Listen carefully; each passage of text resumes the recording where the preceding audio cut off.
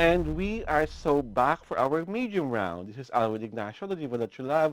Together with me is my kumaring Ultra Maldita. Hi, this is Alex Brosas. This is the Kitty Show, ang tayo na talakay ng Showbiz Edition. And of course, for our medium round, pag-uusapan natin ang palong-palong pasabog ng SB19 dahil ang dalawa sa kanilang kanta from the Simula at Wakas album, ang Dungka at Time, ay talaga namang grabihan ang mga nire-record, ang mga records na ginagawa. Mare, pakibasa mo naman muna ang ating first paragraph tungkol sa Simula at Wakas. Kings of P-Pop SB19 scored a second consecutive day at Number number 2 on worldwide iTunes.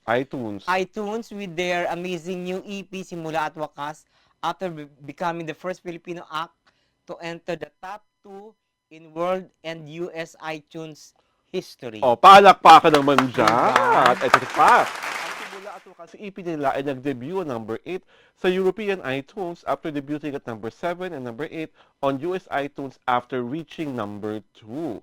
Basa, Mare. Simula at Wakas also scored high on Amazon Music charts. Meron pala ganun? Yes. Akala ko ang Amazon ano lang eh. Sorry Number 1 on Amazon Music's Top Pop Albums chart. Number 3 on Amazon Hot New Releases chart.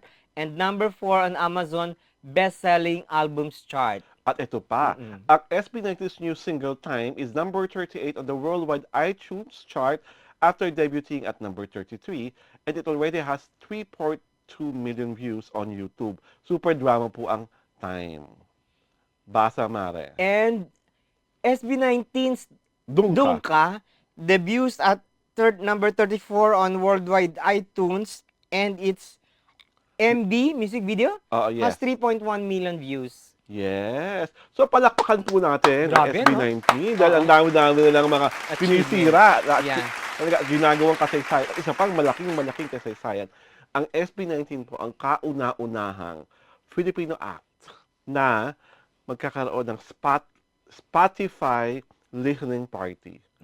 This is the first Filipino group na nagkakaroon ng Spotify listening party at sa recent video ng Miss Mojo na top 10 Asian acts to watch after BTS and after Blackpink. SB19 ang pangatlo. Ay. And the only Filipino group in the top 10 Asian acts na dapat mong mapanoorin. Wow. Palakpakan naman. And we Iba. have seen the Dungka video, Mara. What was your impression of it? It's very impressive kasi the choreography was great, 'di ba? Yung visuals, 'di ba? The tawag dito, the milieu, 'di ba? Was perfect, 'di ba? And yung mga celebrities na from time to time lumalabas doon, pop out.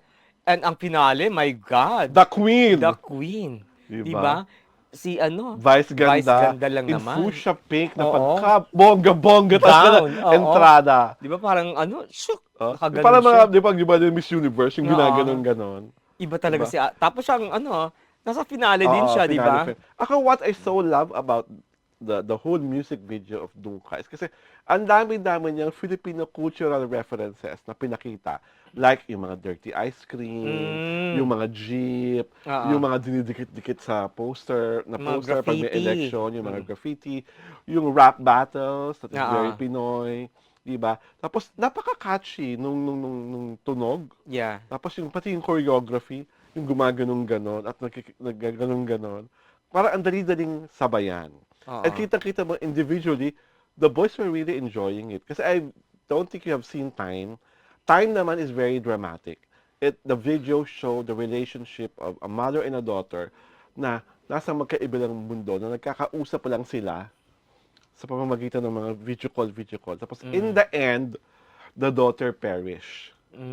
Parang siya ang pumunta sa wherever her daughter is, tapos doon nila na-realize na talagang what we really do not have so much is time. So parang kinasabi ng video, kung kasama niyo ngayon yung mga minamahal niyo sa buhay, sabihin niyo mahal niyo sila. Spend the most of the time with the people that you love and the things that you love, gawin niyo. Yun ang parang moral nung music video. And ang galing-galing ng vocals nila doon. if you get to see the video, Mare, panoorin mo.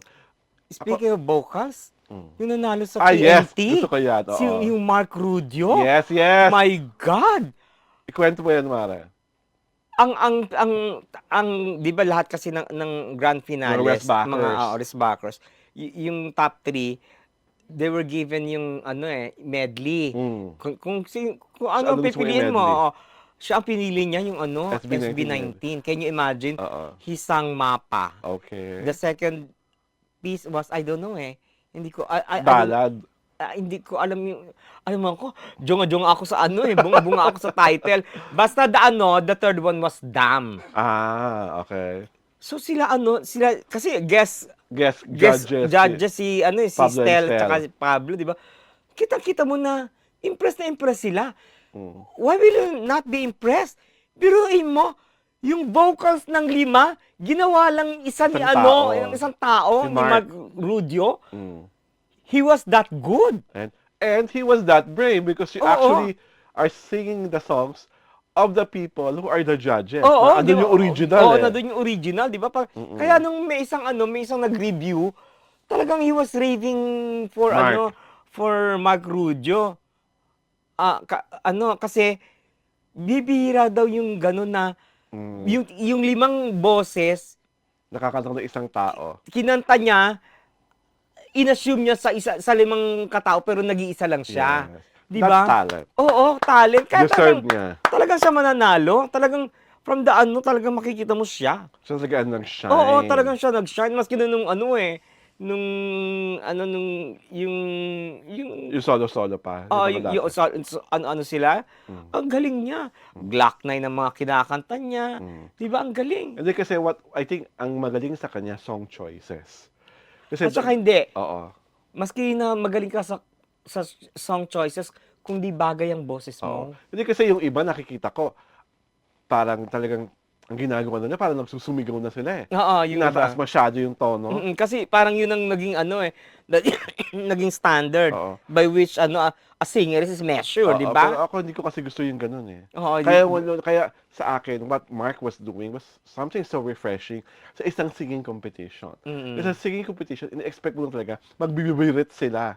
Diba? Which was what all the ladies were doing. And yung isa pang badi, Oo, diba? Yung si trans Raven woman.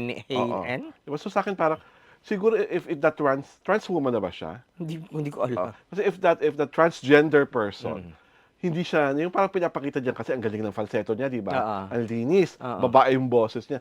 Kung hindi siya masyadong nagbibibirit, yung parang, ang mga approach lang, parang lumeleya sa longga lang. Oo. Yung feelings lang. Yung, di ba? Feeling ko, magbiging May isang babae doon yung Avery ba yun? Magaling din yun eh. Pero na-lost in emotion siya. Well, going back to SB19, we are so proud of the boys for all your achievements and we really do hope that itong ginagawa nyo ngayon hindi talagang nararamdaman na lang sa Pilipinas kasi sa buong mundo. Nakita nyo naman, di ba? Puro worldwide iTunes, Yeah, European iTunes, sa US iTunes. At din ako magtataka. At ito pa pala, isang latest news na nakita ko. Grammy Awards. Interviewed them. Talaga? For their online magazine. Wow. Di ba?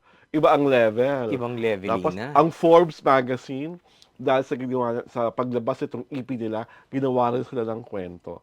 Talagang, ang laki-laki na ng market nila, ang laki-laki na nagagawa nila para sa original Filipino music at sa P-pop. Diba? So, congratulations, John Pablo Nace, to Stella Hero, to Josh Callen Santos, to Jacqueline Rodriguez, and of course, my bias, Ken Suson. Aray ko, my God! Huli ka, Malbon, Ken! Diba? Excited na akong mapanood kayo sa inyong show. I'm keeping my fingers crossed na makukuha namin ang aming inaasam-asam na ticket para mapanood kayo ng, if not the first day, the second day. Meron pong mga fairy godmothers na aabot sa amin, sa inyong lingkod, ng ticket para sa simula at wakas kung yun ay papalarin at kung kami ay talaga na... So dadayo ka ng ano? Yes! Arena. Itsura talaga. My God! Handa para sa SB19. Diyos ko. Alang-alang sa mahalima na mahal ko. Diba? Ganun ako ka-funny. And ako, I'm just happy that people are giving them the love already. Oo nga, tsaka ano tawag dito, because they are giving them the best din, Yes. 'di ba? Kaya Oo. gano'n ang nangyayari. Wow. So congratulations, SB19. This is Alvin Ignacio, the diva that you love. Together with me is my kumaring Ultra Maldita. Hi, this is Alex Brosas. This is The Kitty Show, ang tayo na talaking showbiz edition.